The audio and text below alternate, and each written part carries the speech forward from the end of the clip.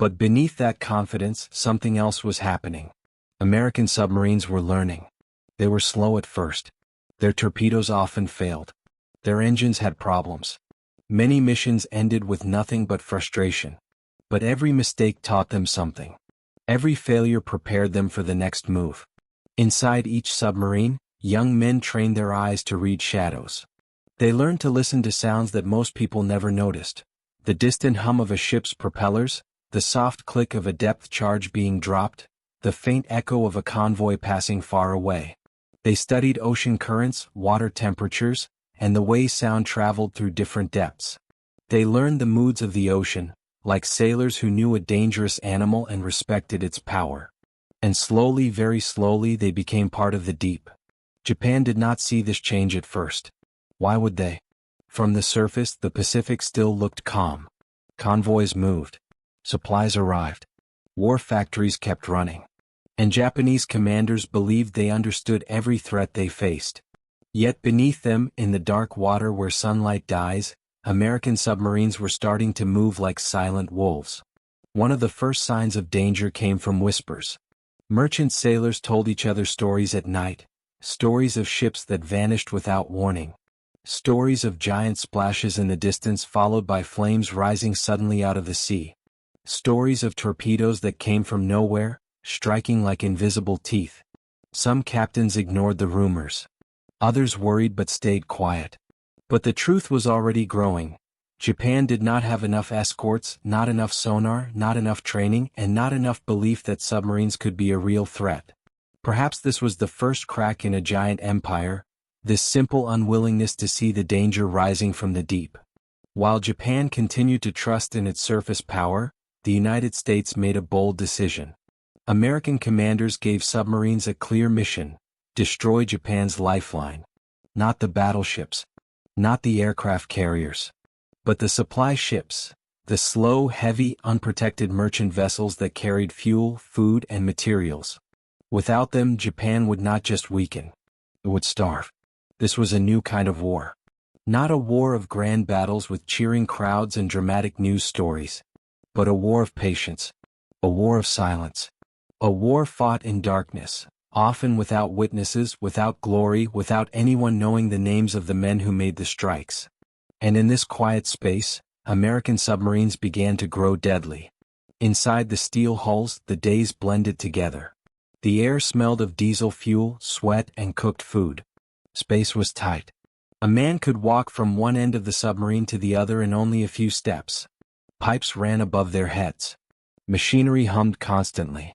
At night, the crew slept inches apart, rocked by the slow breathing of the ocean. Every mission felt like a waiting game. Long hours of silence. Long hours listening to the sea. Long hours hoping that each sound was not the last thing they heard.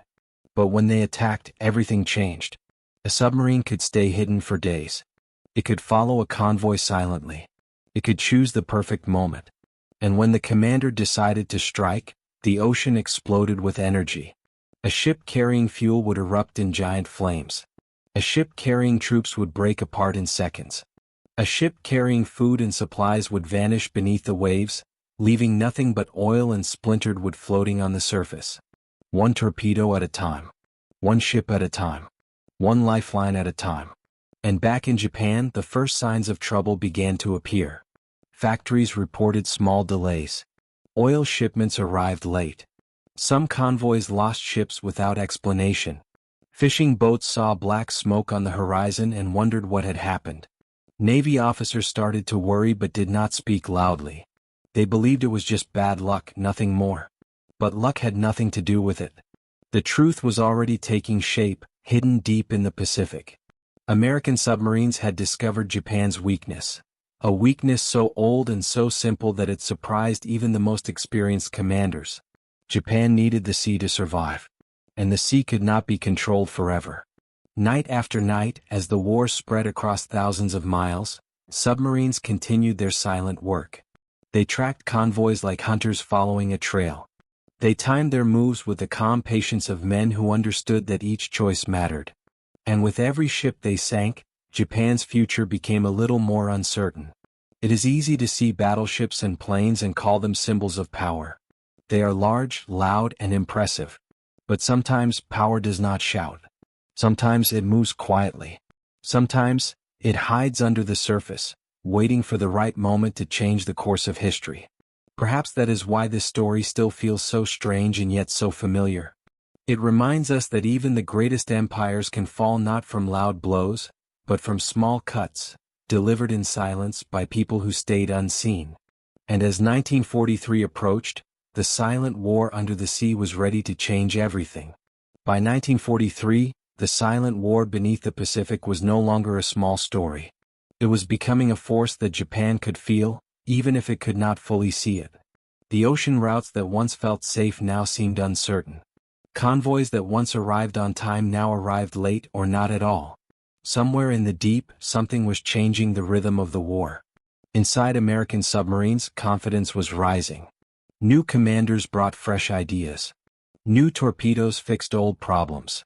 New tactics gave the submariners courage to try bolder moves.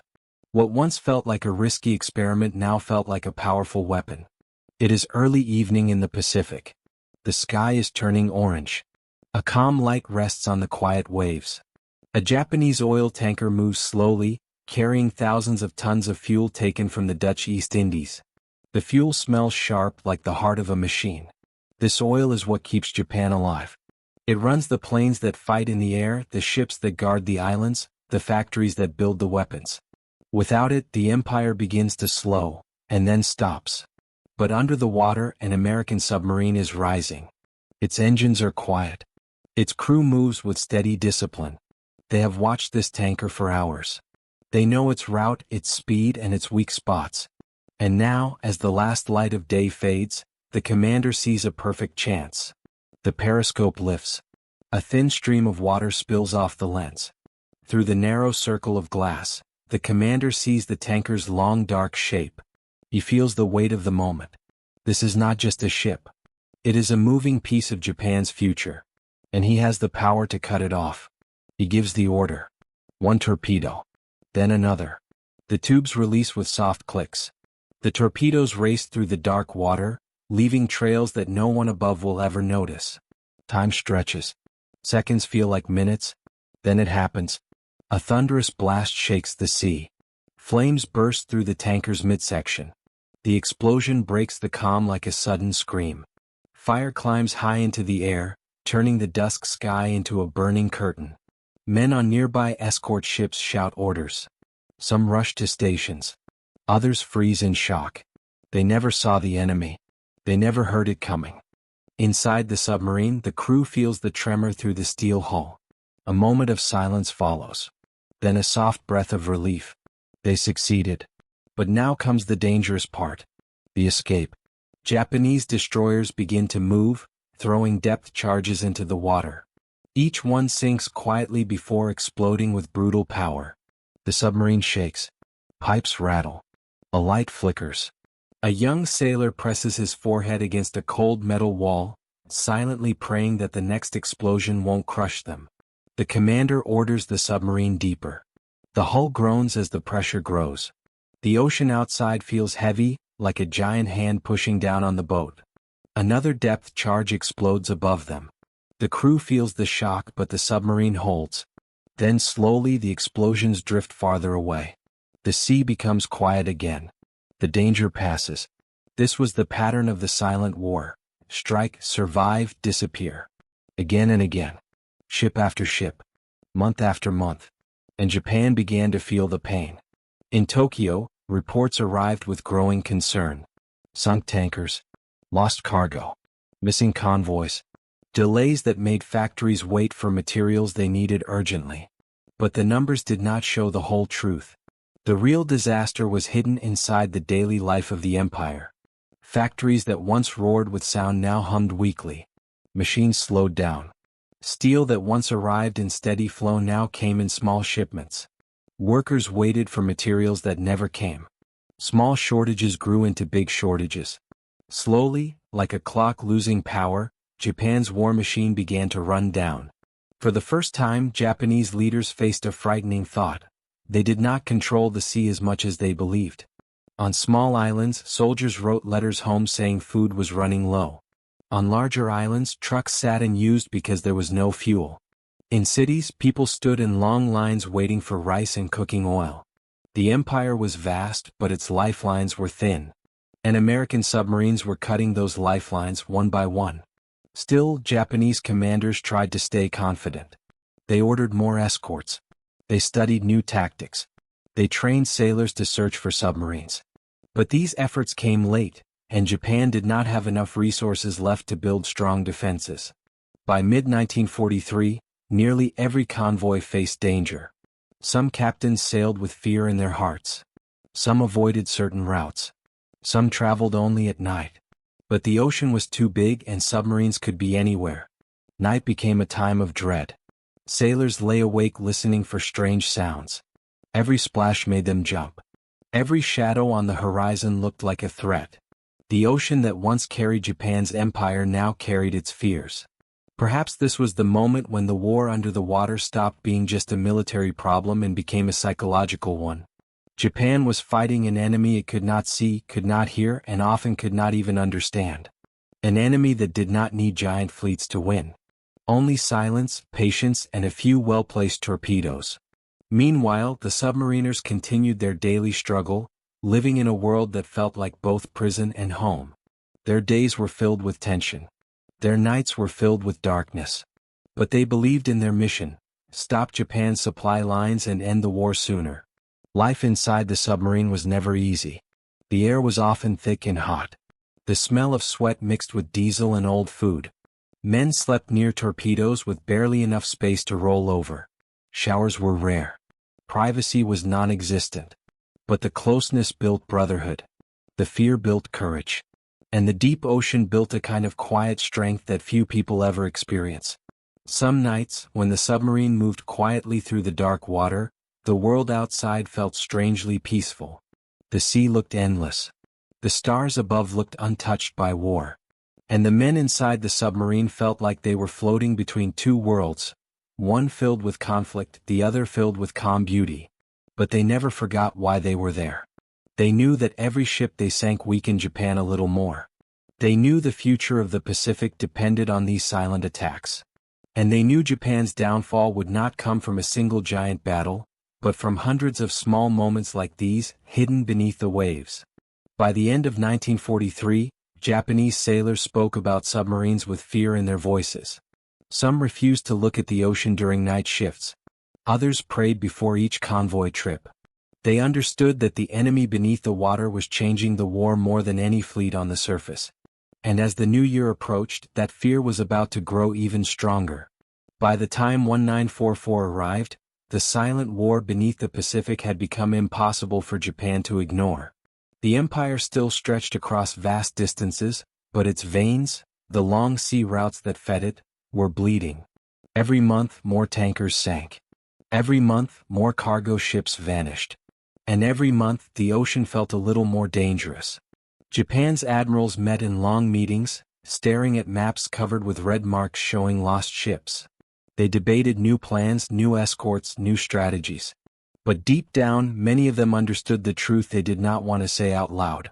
They were losing control of the sea. The problem was simple.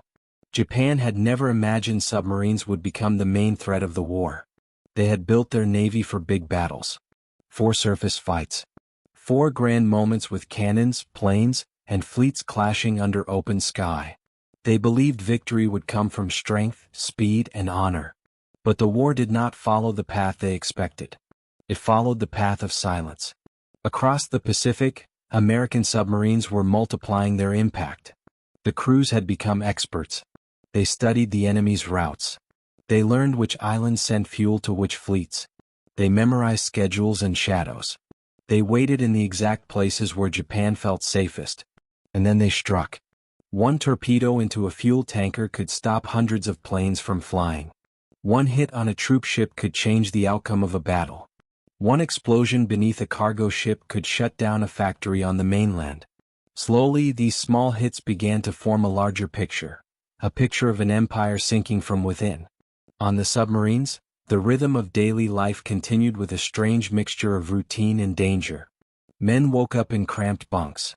They wiped sweat from their foreheads. They breathed warm, recycled air that smelled of machinery and people. They ate simple meals, often sitting shoulder to shoulder because there wasn't enough space. But when the alarm sounded, everything changed in an instant. One moment they were resting. The next moment they grabbed stations with quick, practiced movements.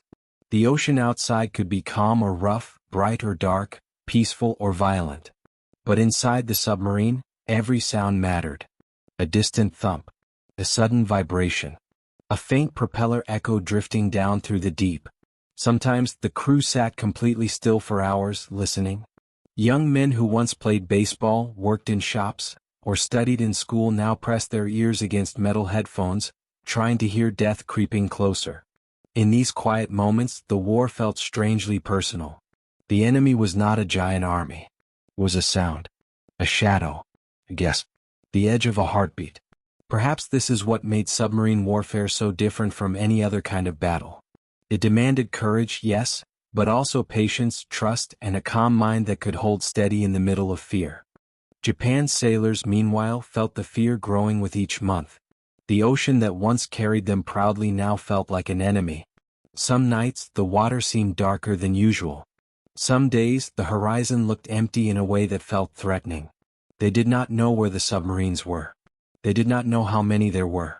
They only knew that somewhere out there, under the surface, someone was watching them. Convoys began to change their routes, trying to avoid known danger zones. Ships traveled in zigzag patterns to make torpedo shots harder.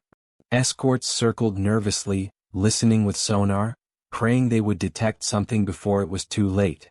But submarines had learned to wait deep, to move silently, and to rise only when the perfect moment arrived. And when that moment came, it felt like the sea itself betrayed the Japanese ships. There are stories of sailors who described hearing a soft metallic sound, just once, before a torpedo struck. They never forgot that sound. It was the sound of something unseen choosing them. There were convoys where ships exploded one after another, flames rising high into the sky, lighting the night like a terrible sunrise.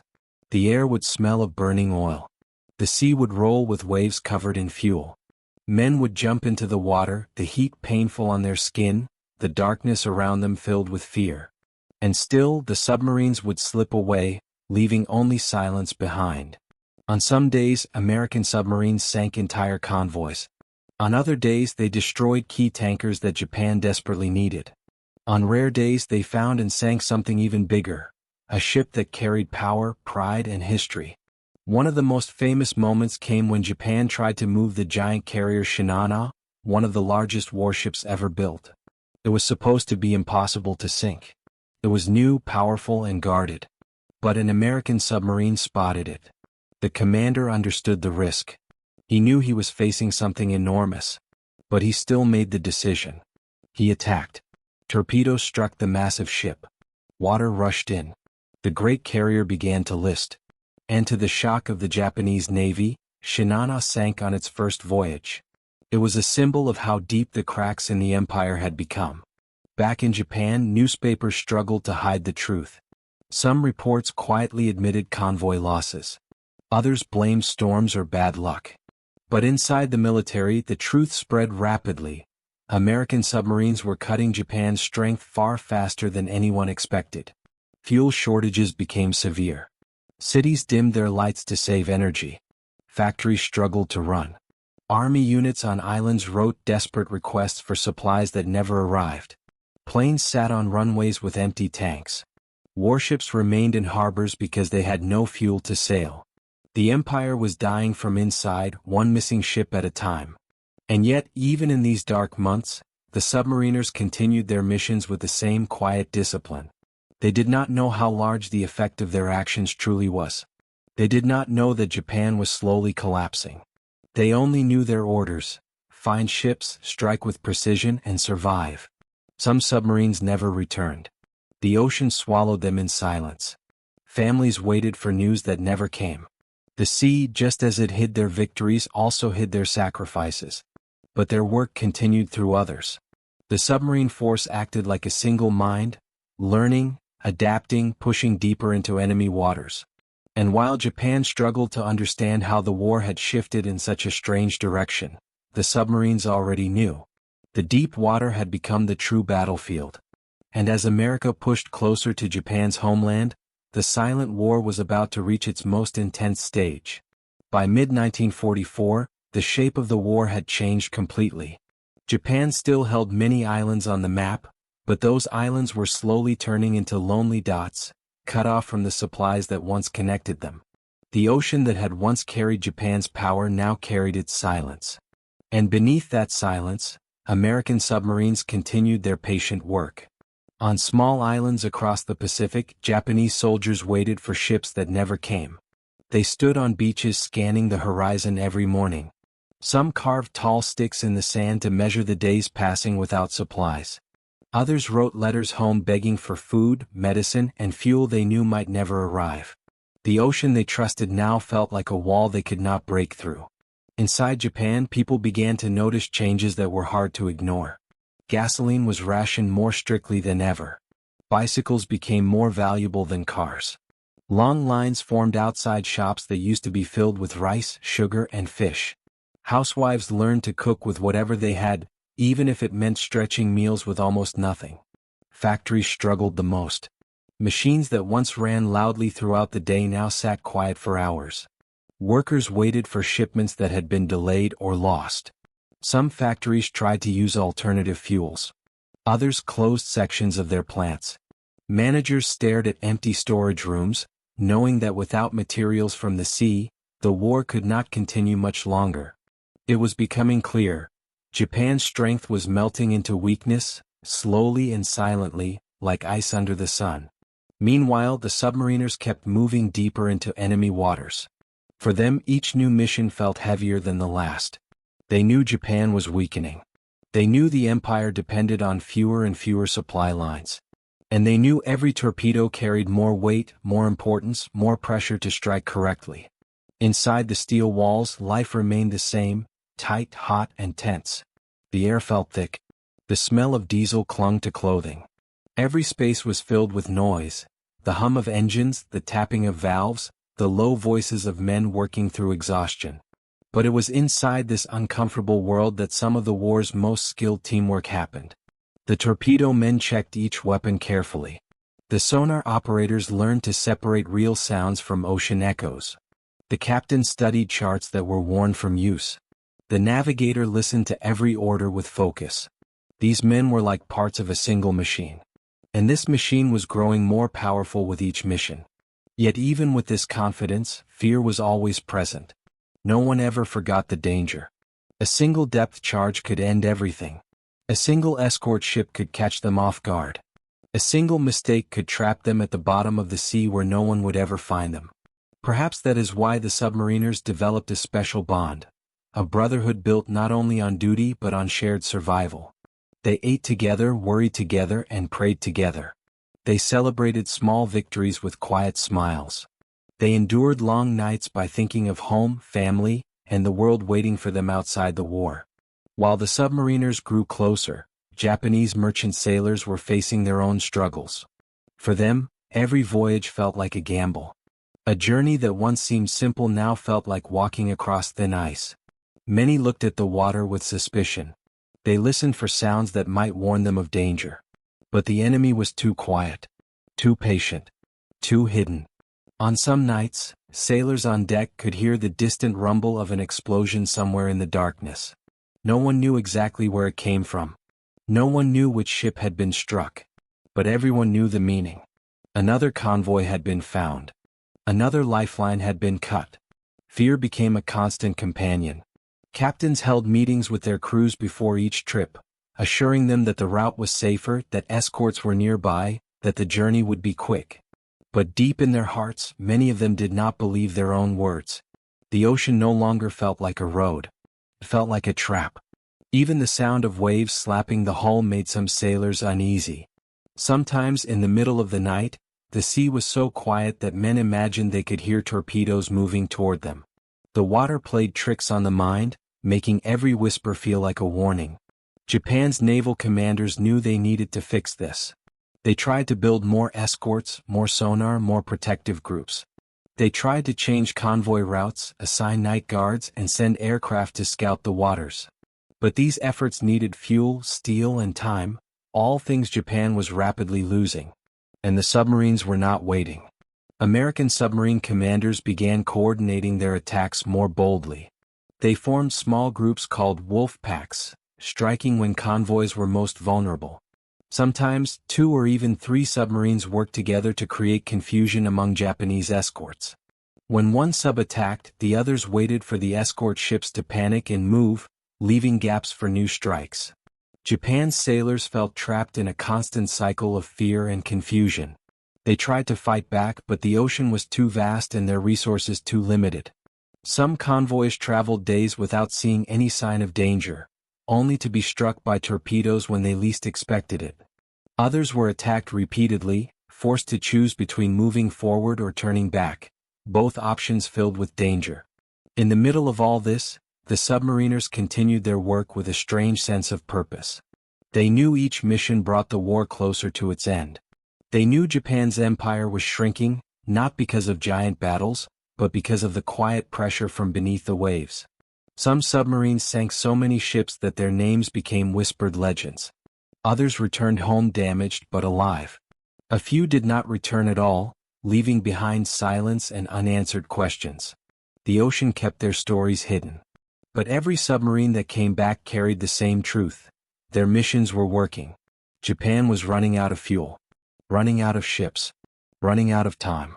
And deep inside the empire, leaders began to fear something they had never feared before. Not the enemy they could see, but the enemy they could not. The silent war was no longer just beneath the water. It was inside Japan's economy, its military, its cities, and its future. And soon, it would reach a level that no one in Japan could ignore anymore. By late 1944, the silent pressure placed on Japan had grown heavier than ever before. The empire's reach on the map still looked wide, but its strength inside was hollow. The sea routes that once carried life across the Pacific had thinned to a handful of dangerous paths. Every shipment felt like a final gamble. Every journey felt like a prayer whispered into the waves. Japan still hoped it could turn the tide of the war with one great effort. But hope alone could not move ships across an ocean filled with hidden hunters. American submarines had become masters of the deep. Their movements were smooth, confident, almost instinctive. The men inside no longer questioned the mission. They knew exactly what they had to do, and they knew the cost of failure. The pressure of the ocean around them, the weight of steel above their heads, and the darkness outside had shaped them into something sharp, something patient. The submarine force had become the quiet backbone of America's strategy. While planes bombed cities and armies fought on islands, the submarines were choking the space between those battles. They cut off oil before it reached airfields. They stopped food before it reached soldiers. They sank transport ships before they delivered weapons. And every strike made Japan weaker not just on the surface but at its core. In Tokyo, leaders read reports that felt like warnings carved into stone. Oil shipments had dropped far below what the Navy needed. Merchant ships were disappearing faster than they could be replaced. Some routes were so dangerous that entire regions were left without supplies for weeks or months. Even powerful admirals, proud men who believed in big ships and big battles, began to understand that Japan had lost something far more important: control of the sea. But the full weight of this loss could be seen most clearly not in government offices, but in the everyday lives of people. Families cooked meals with scraps. Streets grew darker as fuel was saved for the military. Schools asked children to bring their own wood to keep classrooms warm. Many homes boiled water to stretch food. Newspapers printed hopeful messages, but everyone could see the truth in their kitchen shelves. The war was drifting out of Japan's hands. Meanwhile, the submariners continued their quiet missions. For them, the war was measured not in months but in dives, torpedoes, and narrow escapes. Each day began with the same routines: checking instruments, cleaning equipment, scanning the sea with sonar. Yet no day was the same. At any moment, the calm could break. Some days were filled with long hours of silence. The submarine would move carefully, almost slowly, as if trying not to disturb the water around it. Men whispered, took deep breaths, and listened to the hum of the ocean. The walls felt close, the air felt heavy, and time felt slower than usual. Other days were violent.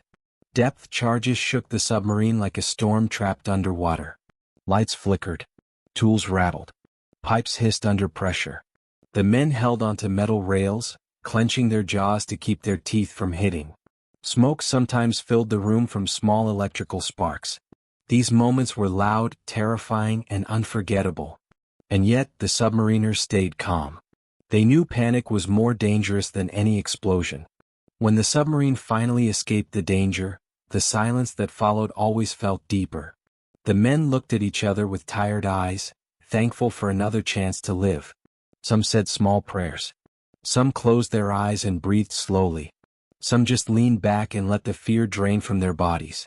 These moments, the balance between quiet waiting and sudden danger, shaped the hearts of the submariners. They learned to respect the ocean. They learned to trust each other more than they trusted the world outside. And they learned that courage was not loud. Courage was steady hands in the dark. Japan's sailors, on the other hand, felt their world shrinking. Convoys that once stretched for miles were now reduced to a few ships. Escort vessels ran low on fuel. Some captains were told to take routes they knew were too dangerous because there were no other options. Radios buzzed with worried messages from islands begging for supplies. Even experienced officers began to feel a quiet dread. Every time a convoy left port, men wondered if they would see home again. The fear was not just of explosions or fire. The fear was of the unknown, the feeling that something was watching them from below. Something that did not sleep. Something that did not rush. Something that waited for the right moment. There are stories from Japanese merchant sailors who said that the worst part was not the attack itself, but the hours before it. The sound of waves at night felt too gentle, too calm, like the ocean was hiding its intentions. Some men stared into the water, hoping to see a shadow before it struck. Others prayed for storms, believing rough seas might protect them. But storms did not always help. In fact, some submarines used rough weather to hide. The waves covered their periscope. The wind masked their movements. The noise made it harder for escorts to hear them. In storms, submarines sometimes felt safer than the ships above. By the end of 1944, the numbers were shocking. Japan had lost most of its merchant fleet. Tankers were disappearing faster than they could be repaired. Troop ships were almost gone. Many islands were on the edge of starvation. And the cause of this collapse was not giant battleships or massive air fleets. It was small groups of men in long narrow steel boats. One torpedo at a time, they had changed the shape of the war. Back in the United States, few people truly understood what the submariners were doing. Their missions were secret. Their victories were often unreported. Families received short letters with no details. Newspapers printed only small notes about undersea successes. But inside the military, high commanders knew exactly what was happening. They knew the submarines were breaking the empire more effectively than almost any other weapon. Still, the submariners themselves did not see the full picture. They only saw their small part of the war, the ships they sank, the dangers they escaped, the missions they completed. But soon they would begin to notice changes around them. Convoys became smaller. Japanese escorts became less aggressive. Patrols became thinner. And more often, the submarines returned home with less damage and more certainty. Japan was running out of ships. And a nation without ships cannot fight a war across an ocean. But the submariners also knew the war was not over. Japan still had strong will, strong soldiers, and strong belief. Even with fewer ships, the enemy could still fight fiercely. And as America moved closer to Japan's home waters, the danger would only grow. The silent war was approaching its final and most intense chapter. And both sides could feel the change coming, like a shift in the tide, slow but unstoppable. As 1945 began, the Pacific felt like a different world. The water was the same deep blue. The waves still rose and fell. The wind still carried the salty smell of the ocean. But beneath that familiar surface, the balance of power had shifted forever. Japan was fighting a war it could no longer supply. Its ships were gone. Its convoys were broken.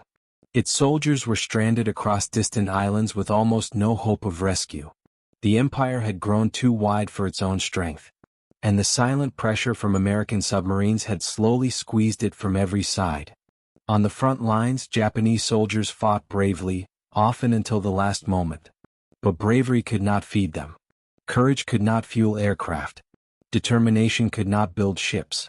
Without supplies, Japan's forces became shadows of what they once were. Some islands sent desperate messages to headquarters. They asked for rice, medicine, artillery shells, and fuel. They begged for reinforcement ships. But the sea between them and Japan was now controlled by something unseen, something patient. Convoys that tried to reach them were destroyed before they even came close. Inside a submarine, the men could feel that the war was nearing its final stage. They could sense it in the radio messages, in the tone of their commanders, and in the routes they were now ordered to patrol. The submarines moved closer to Japan's home waters, places once too dangerous for such missions. But by now the danger had changed.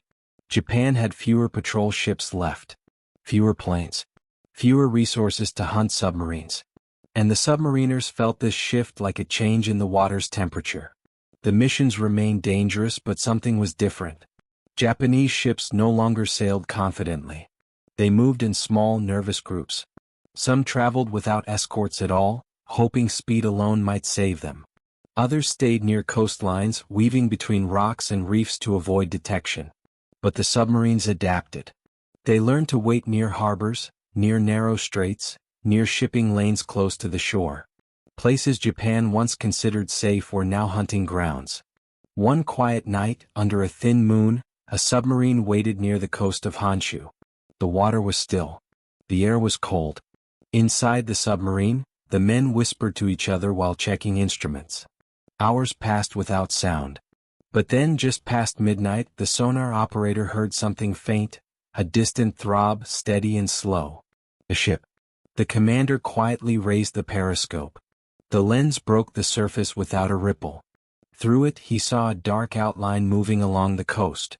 A lone ship, a freighter carrying what looked like crates stacked on its deck. He knew this was not just a target. It was a symbol. Japan was now forced to send ships alone, without protection, risking everything because there was no other choice. He took a long breath. And then he gave the order. The torpedo fired. A straight line through the dark water. The commander kept watching through the periscope for the moment of impact. Seconds passed. Then a flash. The freighter split open in a burst of orange light. Another lifeline cut. Another piece of the war falling away. Inside the submarine, the crew felt the familiar tremor. They felt the satisfaction of success mixed with the heaviness of responsibility. Every attack brought them closer to ending the war, but also reminded them of the human cost on both sides. In Japan, news of losses rarely reached the public. People only saw the effects. Factories in major cities now ran on tiny amounts of fuel. Trains slowed down. Some stopped running at all. Blackouts became normal. Families cooked in silence, trying to stretch the last of what they had. In some towns, children collected scraps of wood to keep their homes warm. The empire was still fighting, but the foundations were breaking. Meanwhile, American submariners kept living their strange underwater lives. Some days were unbearably quiet. Some days were terrifying. Many crew members said that time felt different inside a submarine. Hours felt long, but weeks felt short. Fear came suddenly and left slowly. The line between life and death was thin and invisible. One day, a submarine surfaced after a dangerous mission. The crew stepped onto the deck for fresh air. The sky was filled with stars and the ocean looked peaceful. A young sailor leaned on the rail and whispered that the sea looked too beautiful for a place filled with so much danger. Another sailor nodded quietly. War creates strange feelings. Moments of beauty in places of fear. Moments of calm in places of chaos. But the submariners did not let these moments distract them. They knew Japan was not defeated yet. The empire still had cities, bases, and soldiers. Even with no fuel, Japan's spirit remained strong. And that made the submariners even more determined. They knew the war would only end if Japan could no longer keep fighting. The submarine force now had a new kind of mission. Not just sinking ships, but breaking the last links that allowed Japan to hold out. Some submarines began landing small teams of spies on enemy shores. Others rescued American pilots shot down near Japan. Some captured Japanese sailors for intelligence. The submarines were no longer simply hunters. They were tools of strategy, gathering information, shaping plans, and helping prepare for the final stages of the war. Japan sensed that the end was coming. Ports grew emptier.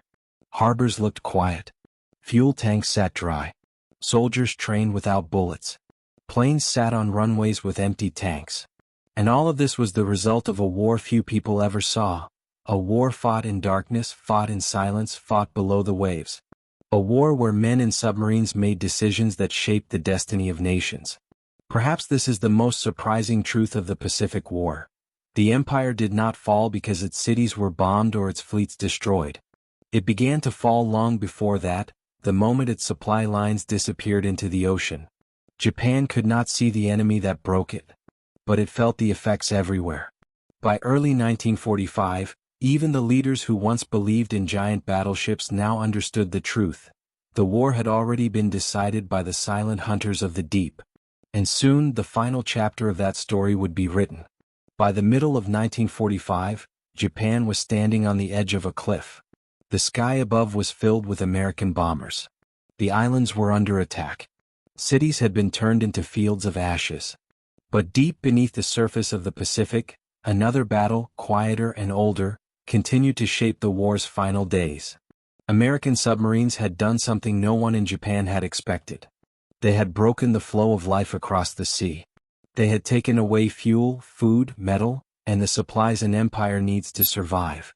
In every important way they had slowed Japan's heart. Now in the last year of the war they pushed even closer to Japan's home waters, closer than ever before. New orders came to submarine commanders. Patrol the Sea of Japan, cut off the last remaining shipping routes and seal the empire completely. These waters were narrow, rocky, and heavily defended. Mines hung beneath the waves like hidden teeth. Patrol boats moved in tight circles. Aircraft flew overhead with bright searchlights sweeping across the water. But the submariners were not afraid. They were tired, yes. They were worn down by years of pressure, silence, and danger. But they had become experts at reading the sea. Experts at feeling danger before it appeared. Experts at staying calm in places where no one else could. One submarine, the USS Bonefish, slipped into the Sea of Japan during a dark night. The crew knew the risks. Once inside, returning would be difficult. The Japanese had guarded the strait with mines and patrols. It felt like sailing through the mouth of a lion. But the commander believed the mission mattered. Inside the submarine, men sat in silence as they passed through the minefield. The ocean outside was black and unforgiving. Every sound felt louder in the tense darkness. Each creak of the hull made hearts beat faster. A single mistake could end everything in an instant. But somehow they made it through. And when the submarine entered the Sea of Japan, it found something that surprised everyone on board. Silence. No large convoys. No fuel ships. No tankers. No heavy traffic at all. The once busy waters of Japan's inner sea looked empty. Not because Japan had hidden its ships, but because it no longer had many left. This emptiness said more than any report could. The empire was nearly cut off from the world. What remained was held together by will alone. Still, the submarines did not stop. They moved carefully, hunting for the last ships Japan could not afford to lose. Some nights, submariners saw faint lights far away, single ships trying to move through the darkness without protection. One night, an American submarine spotted a small cargo vessel creeping along the coast. The commander watched it through the periscope, studying its slow movements. This ship was not carrying fuel or weapons. It carried rice. Food. The most basic need of all. The commander hesitated. He understood the importance of the mission. He also understood the suffering inside Japan. But he knew the truth. This war was nearly over, and every link cut would bring it to an end sooner. He gave the order. A torpedo hit the ship. It burned fiercely on the surface before sinking into the dark water. The ocean swallowed the last of its light. Moments like these showed how heavy the submariners' work had become. They were no longer just sinking ships. They were pulling apart the final threads of a nation struggling to survive. Japan's sailors felt this pressure too. Many of them boarded ships fully aware they might not return. They wrote farewell letters before leaving port, giving them to friends or family members just in case. Some tied small charms to their clothes. Others prayed quietly, hoping the submarine hunters below the waves would miss them. But the submarines missed less and less. In Tokyo, high-ranking officers gathered around maps that showed almost nothing but empty sea lanes. They spoke in low voices, not wanting younger officers to hear their worry. They knew they had lost more than ships. They had lost movement, freedom, and options. An army without supplies can only fight for so long. A navy without fuel can only sail in circles. A nation without food can only hope for miracles. And miracles were not coming. Still, even in the face of collapse, Japan refused to surrender. The government told its people to keep fighting. Newspapers printed hopeful headlines. Teachers told students to prepare for invasion. The empire tried to stand tall even as the ground beneath it crumbled. And in this final struggle, the submariners continued their quiet work, day after day, night after night. One submarine patrolling near the coastline spotted a group of fishing boats. Small, wooden, unprotected. These boats were returning from a long night of fishing, carrying whatever they could catch. The submariners did not attack them. Some dangers they knew were not enemies. These were ordinary people trying to survive a war they never asked for. The submarine slid beneath the waves and disappeared, leaving the fishermen untouched. War requires hard choices, but humanity can still rise between them. Not every submarine encounter ended in tragedy. Some ended with strange, silent respect. But the war still moved forward. As the months passed, Japan's fuel reserves dropped to almost nothing. Some warships remained tied to their docks permanently. Many planes sat on airfields unable to fly. Trucks were abandoned. Tanks sat unused. Soldiers marched on foot, hungry, tired, and cut off from supplies. The empire had become an empty shell powered only by spirit. And all of this, the hunger, the darkness, the silence, had grown from the deep work of submarines that had spent years cutting one lifeline after another. Perhaps the most haunting truth is that Japan's downfall did not come from one moment. It came from thousands of moments hidden beneath the surface. A torpedo fired. A ship sunk. A convoy lost. A soldier unfed. A factory silent. A tank without fuel. Small moments that built into something massive. Something unbreakable. A fate shaped one torpedo at a time. As the submariners prepared for the final stage of the war, they did not know how close victory truly was. They only knew that their silent struggle was reaching its final chapter. And soon, the ocean that had carried so much fear would carry something different.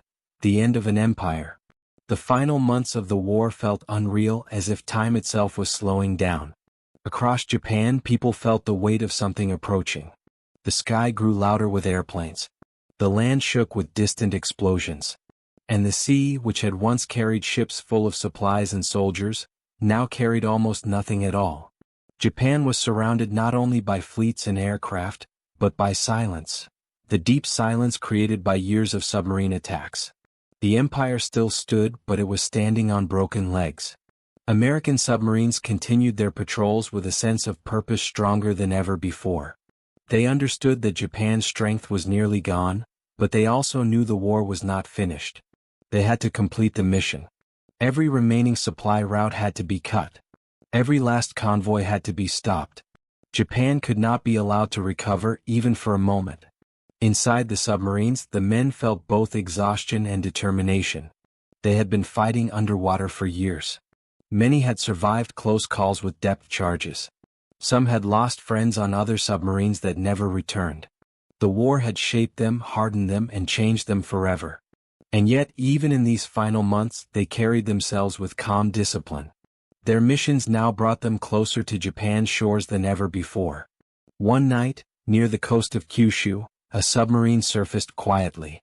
The air smelled of land, a mix of soil, pine trees, and distant smoke. The moon was hidden behind clouds. The water was dark and flat. In the distance, the faint lights of villages glowed softly along the shoreline. The crew stared at those lights in silence.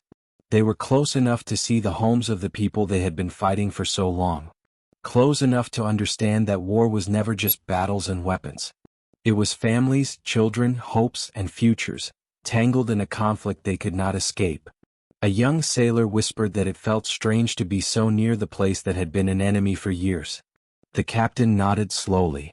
War creates distances in the mind, but the sea had brought them close again, close enough to feel the humanity on the other side. But the mission continued. In these final months, submarines were ordered to stop anything that moved. Troop ships, cargo ships, coastal transports, even small barges. Japan was trying desperately to move supplies between its islands. Some vessels carried soldiers trying to retreat.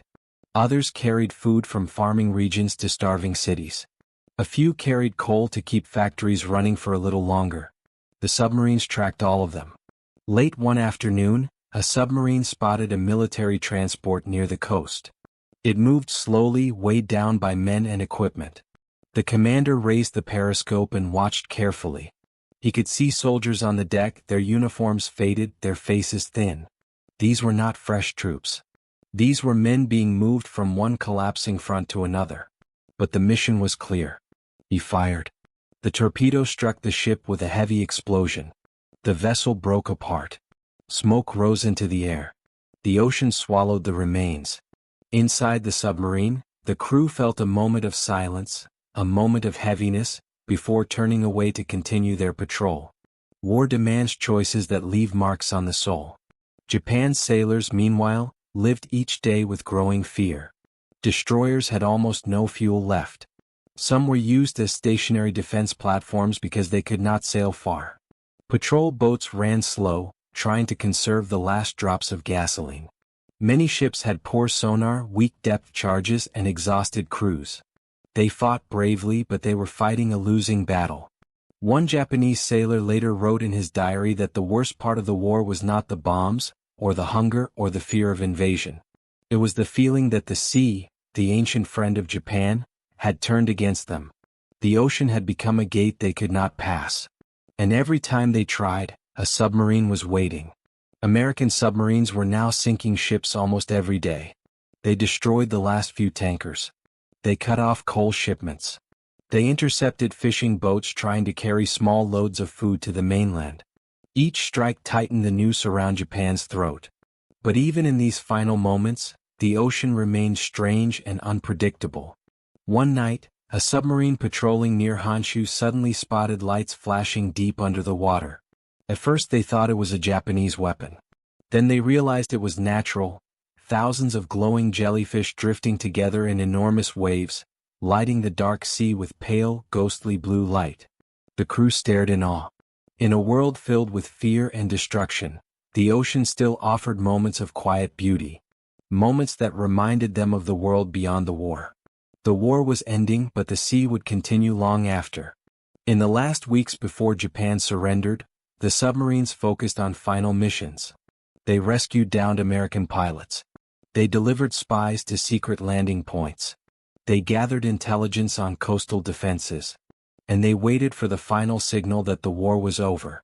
Near the end of July, submarines received word that Japan had almost no fuel left for its navy. Most major warships were anchored permanently. Some ships were so empty that sailors used their own hands to turn engines just to keep the gears from locking. The empire that once dreamed of ruling the Pacific was now trapped by the same ocean it had hoped to control. Then in early August, new events far above the water began changing everything. Events the submariners did not yet fully understand. Cities were destroyed by new, unimaginable weapons. The world shook in ways no one had expected. And Japan began to face a choice it had avoided for years: surrender. Yet even as the world moved toward this ending, the submariners kept watch. They followed orders. They stayed silent. They patrolled their routes. They prepared for one last mission if needed. Somewhere in the final days, a submarine surfaced at dawn. The sky was pink. The sea was calm. The radio crackled with a message carried across thousands of miles. The war was ending. The men stood on the deck in silence, watching the sun rise. Some smiled.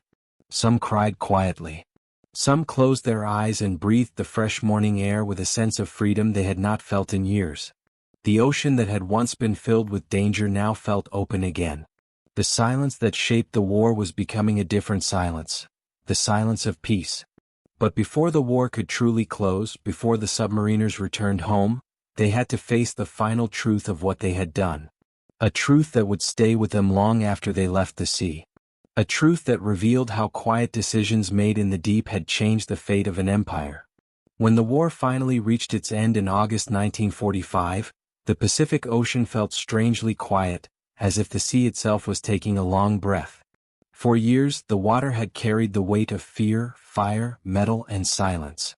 Now it carried something else, the sense that a long, difficult story was coming to a close. Word of Japan's surrender traveled slowly through the submarine force. Radios crackled with messages. Commanders read orders twice to be sure they were real. Some submarines surfaced right away. Others stayed cautious, afraid of last-minute traps. But one by one, the steel boats that once hunted beneath the waves rose into the sunlight. Inside each submarine, the crew listened quietly as the captain shared the news. The war is over. For a long moment, no one spoke. Then, slowly, emotions began to rise, not in wild celebration but in deep, quiet relief. Some men leaned against the metal walls and let out long breaths. Others closed their eyes, imagining home, imagining family, imagining the world outside the war. A few cried softly, tears hidden in the dim light of the control room. These were not tears of victory. They were tears of release. A burden carried for years was finally lifting. As submarines surfaced across the Pacific, the world looked different from the decks. After years of watching the sea from below, the sky felt huge again. The air felt cleaner. The waves looked gentler. The smell of salt was refreshing, not threatening. Men walked on deck with unsteady steps, as if they were relearning how to stand in the open. Some watched birds flying freely above them. Some stared at the horizon, wondering how life would feel without fear. Some said nothing at all, choosing to stay quiet in the place that had protected them for so long. Yet even in this moment of peace, the submariners carried the weight of what they had done. They knew their missions had helped end the war. They also knew those missions had taken many lives. War had shaped them, changed them, and left marks no one else could see. And deep inside, every submariner understood something important. Japan did not lose the war because its armies failed. It did not fall because its spirit was weak. It fell because it was cut off from the very thing that kept it alive. Ships. Ships carrying oil. Ships carrying food. Ships carrying hope. All of them swallowed by the sea. One torpedo at a time. Perhaps the most powerful truth of the Pacific War is that it was decided not by the loudest weapons, but by the quietest. Not by massive explosions on the surface, but by silent moves in the deep. Not by grand fleets, but by small groups of men in narrow submarines who fought in darkness, unseen, unheard. When the submariners returned home, many people did not understand what they had done. There were no headlines for most of their missions. No crowds waiting with banners. No giant celebrations. Much of their work had been secret. Their stories stayed hidden for years. Some felt forgotten. Others felt invisible. But the ocean remembered them. And so did history. In Japan, the end of the war brought a mix of sadness, relief, confusion, and quiet acceptance. Cities lay in ruins. Soldiers returned home in worn uniforms. Families searched for loved ones. The empire that once dreamed of ruling the Pacific now looked inward, trying to rebuild peace from the ashes of conflict. Yet even in defeat, Japan showed something remarkable, the ability to rise again, to heal, to learn, and to build a future stronger than the one that had fallen. In time, the sea that once separated enemies became a bridge between nations. American submariners who once hunted Japanese ships later visited Japan as travelers, diplomats, and friends. Some walked along the same coastlines they once viewed through a periscope. Some met the families of former Japanese sailors. Some even shook hands with men they might have fought in another life. The ocean no longer held fear between them. It held memory. It held peace. And in those moments, the submariners understood something deeper than war, that the sea connects before it divides and heals long after it hurts. Looking back, the story of how American submarines shaped Japan's downfall is not simply a story of torpedoes and explosions. It is a story about pressure, slow, quiet pressure that changes everything over time. It is a story about patience, skill, and determination. A story about the unseen parts of war that matter more than anyone realizes. In the end, it is a story about silence, the kind that can save a nation or break one. As the sun set on the war, submarines returned to their home ports. Families waited on the docks. Children waved. Wives cried. Parents held their sons with shaking hands. The men stepped onto land feeling lighter than they had in years, but also older, shaped by the deep. Some never spoke much about what they had seen. Some shared their stories slowly over time. Some kept everything locked inside their memories forever. But whether they spoke or stayed silent, their actions remained written in history, deep like the ocean they once served in. Because the Pacific War ended not just with battles in the sky or on the land. It ended in darkness, beneath crushing pressure, inside steel tubes filled with quiet courage. And one torpedo at a time, those silent hunters changed the course of an empire. When we look back at the Pacific War, we often remember the loud moments first.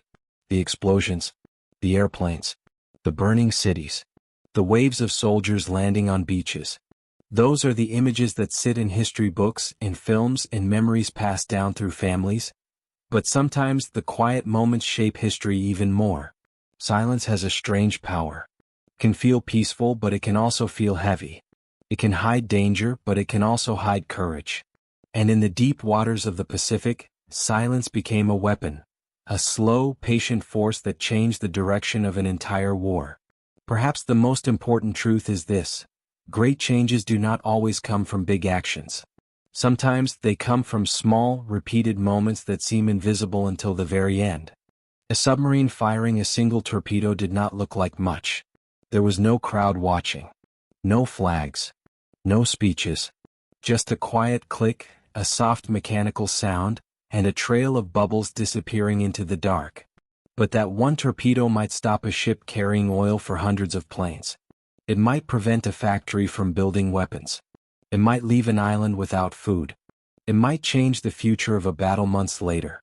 One small action could ripple outward like waves spreading across the sea. Perhaps this is the deeper meaning of the submarine war, that even hidden efforts, even unseen sacrifices, can shape the world in powerful ways. The submariners understood this in their own hearts. They lived in a world where nothing they did was seen by the public. They fought in darkness, far from home, far from praise, far from the attention given to pilots and soldiers. They carried the weight of their choices in silence, without expecting medals or recognition. But they continued. They continued because they believed in what they were doing. They continued because they knew their quiet work mattered, even if few people ever saw it. Maybe this is a lesson about life as well. In our own lives, the biggest changes often come from the quiet things we do. The small decisions, the tiny steps, the moments of patience, the acts of kindness that no one else notices. These small actions can move mountains over time, even when they feel small in the moment. Just like the submarines moving slowly through the deep. Another truth the submarine war teaches us is the fragility of power. Japan was a strong empire in the early years of the war. Its navy looked unstoppable. Its armies won battle after battle. Its leaders felt confident. But even the strongest structures can fall when the foundation beneath them begins to crack. And Japan's foundation was the sea. When those sea routes broke, the empire began to break too. This is not only a military lesson. It is a human one. Strength can be lost quietly. Confidence can fade slowly. Great plans can fail because of small weaknesses we do not notice until it is too late. The silent collapse of Japan's supply lines reminds us that we must pay attention to the small things in our own lives. The habits, the choices, the relationships, the moments we ignore. Because when those small things fall apart, everything above them can fall too. At the same time, the submarine war teaches us something about resilience. The submariners lived in darkness. The pressure of the deep pressed on the walls around them. The fear of depth charges hung over them every day. They slept beside weapons. They breathed warm air. They faced danger without sunlight, without fresh wind, without room to stretch their legs. Yet they endured. Their endurance was quiet, not loud. It was steady, not proud. It was the kind of strength that grows from trust. Trust in each other, trust in their mission, trust in the idea that hard work in hidden places can lead to great change later. There is something universal in that idea. Every person faces dark moments. Times when the world feels small, tight, full of pressure. Times when the future feels unclear. Times when we must move forward even though we cannot see far ahead. The submariners remind us that we can survive those moments. That we can move forward slowly, patiently, one step, or one breath, at a time. That the darkness around us does not define us. That we can rise again when the time is right. There is also a lesson about misunderstanding and fear. Japan did not fear submarines at first because it did not understand them. It believed battleships and aircraft carriers were the future. It believed power came from size and noise. It believed danger could be seen. But real danger is often unseen. In life, the things we fear most are sometimes not the real threat. And the things we ignore can become the things that hurt us later. Japan's mistake was not only strategic, it was emotional. It refused to see the danger because the danger did not look like what it expected. We all make this mistake sometimes. We ignore quiet problems. We avoid small warnings. We look away from subtle signs. We think we are safe simply because we cannot see the threat. But the submarines remind us that the unseen can shape our lives more strongly than the seen. Still, war is never only about strategy or lessons. It is about people. The lives touched, the families changed, the futures rewritten. The silence underwater hid many things: fear, courage, loss, hope, and choices that stayed locked in men's memories long after the war ended. And yet, out of all these stories comes one more truth, a truth about humanity. Japan rebuilt after the war. The United States helped rebuild it. Former enemies became partners. The ocean that once separated them now connects them. Time turns silence into peace. War teaches pain, but peace teaches growth. What was once a battlefield of metal and fire is now a place of trade, friendship, and shared future. The same sea that heard the explosions now hears the sound of ships carrying food, technology, ideas, and people between two nations that once fought fiercely. And perhaps that is the greatest reflection of all. Even the deepest wounds can heal. Even the darkest waters can grow calm. Even the loudest wars can end in quiet understanding. When we look back, the story of silent American submarines is more than just a military tale. It is a story about patience, pressure, fear, courage, and the quiet power of actions that go unseen. A story about how silence can shape the fate of nations. And a reminder that in the deep places of life, in the struggles no one else sees, we often find our greatest strength. The story of the silent war ends where all great stories eventually return, to the quiet.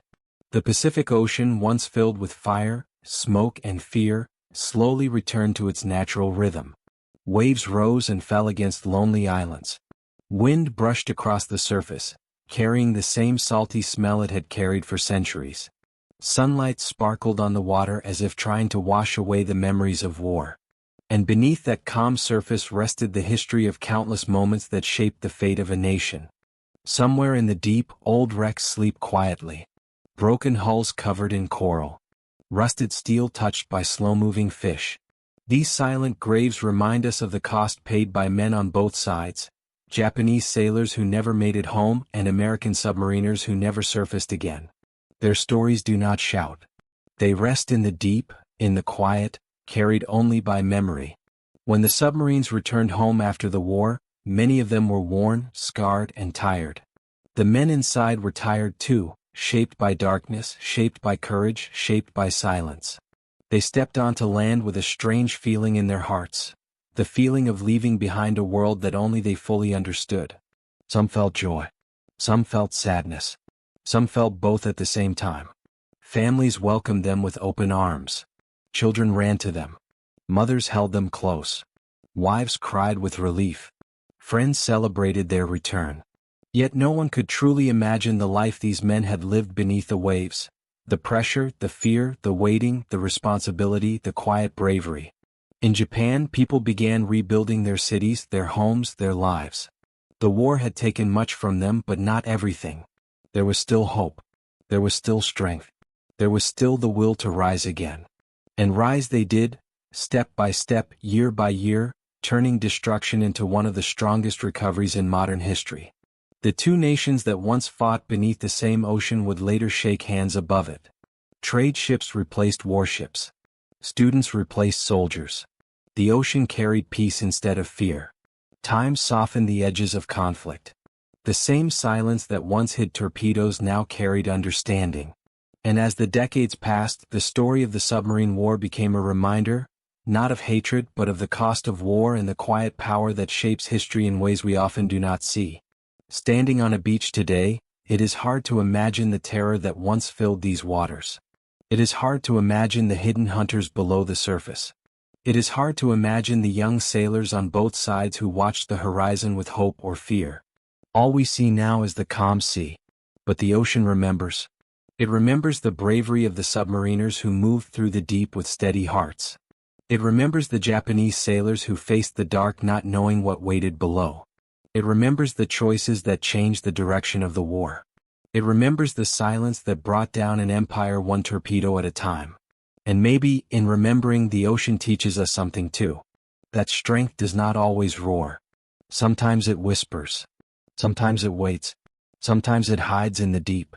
That peace is fragile, shaped by the choices we make in the quiet moments. That history is not made only by noise and fire, but also by patience, discipline, and unseen courage. And that even the deepest wounds can heal. As the sun sets over the Pacific, the waves glow gold for a moment before fading into blue. The water stretches to the horizon, calm and endless. Somewhere far beneath it lies the story we have traveled through together. A story of silence, struggle, bravery, loss, and the slow turning of fate.